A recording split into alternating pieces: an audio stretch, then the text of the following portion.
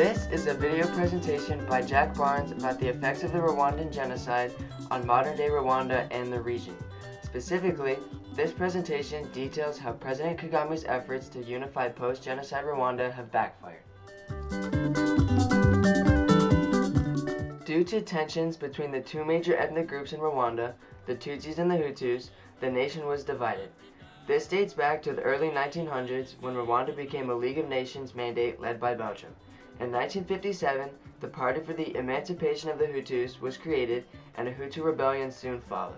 This caused an immediate flow of thousands of Tutsis into neighboring Burundi. Later, in the early 60s, the Hutus overthrew Belgian rule in Rwanda, placing the ethnic majority, Hutus, in power. Widespread and prolonged discrimination against the Tutsis followed. These circumstances paved the way for the genocide of 1994. Hundreds of thousands of Tutsis and moderate Hutus were slaughtered, prompting refugee Tutsi forces to invade. The Tutsi forces, also known as the Rwandan Patriotic Front, or RPF, were led by Paul Kagame. Following the RPF victory, the Tutsis, under Paul Kagame, consolidated their power. The genocide had lasting impacts on Rwanda, its politics, economy, and society. Following the RPF victory, President Bizimungu, a Hutu, was imprisoned for his involvement in the genocide, promoting RPF leader Paul Kagame to president in 2000. Seen as a successful leader to most, Kagame was supposed to be the one to lead his nation of Rwanda back to its former status. His efforts to rebuild a nation from the ashes of genocide were hampered by their toll on Rwanda. Hundreds of thousands dead, a crumbled economy, and a broken society. In his attempts to reintroduce unity into Rwanda, Paul Kagame and the government of Rwanda tried to give the people of the nation a voice. To do this, councils called the Gacaca Courts were implemented to allow communities to discuss the violence of 1994 and hopefully serve justice to those responsible. However, the courts failed to address war crimes committed by the RPF and focused almost entirely on Hutu actions in the genocide, contributing to ethnic animosity and instability. In addition to making Rwanda an unstable nation, the courts also deepened the divide between the Hutus and the Tutsis due to Kagame's bias towards the Tutsis. There was widespread resentment towards the Hutus in these courts, and they even decided that the entire Hutu group was to blame for the genocide. In spite of Kagame's insistence on ethnic unity in the nation, his methods only served to worsen the problem. To consolidate his power and influence over his nation, Kagame took a more dictatorial stance on the government.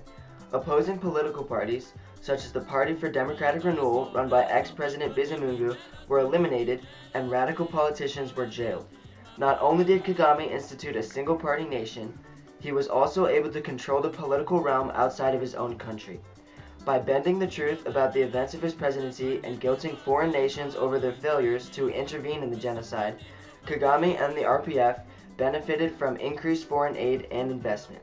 Foreign investment, despite Kagame's dictatorial rule, amounted to what one scholar has called genocide credits.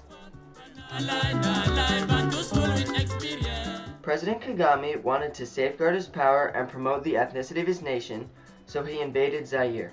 Since the genocide, Zaire, now known as the Democratic Republic of Congo, or the DRC, had sheltered rebel Hutu genocidaires and continued to pose a threat to the Rwandan state due to their protection under Zaire's ruler, Mobutu Sese Seko. Kagame was worried that the Hutu perpetrators could cause even more problems elsewhere, seeing as they had everything they needed across the lake in Zaire: training, resources, plans, and protection. To stop the threat, Kagame underwent 2 wars in the Congo. During these conflicts, his ethnic nationalism was the most prevalent. Kagame's Tutsis wanted to create a larger ethno-state, claiming that portions of the DRC were integral to their homeland. By trying to protect his own borders and ethnic identity, Kagame ultimately destabilized the DRC and the larger region. Kagame wanted to create a strong and stable society out of the ashes of a destroyed nation. In order to do so, he took a page out of the dictatorship playbook. On the surface, he eliminated ethnic identity. In reality, however, the unity and reconciliation efforts served to deepen the divide between the Hutus and the Tutsis.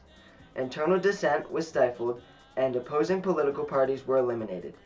Outside of the nation, Others saw Kagame's efforts as positive approaches towards a better nation state.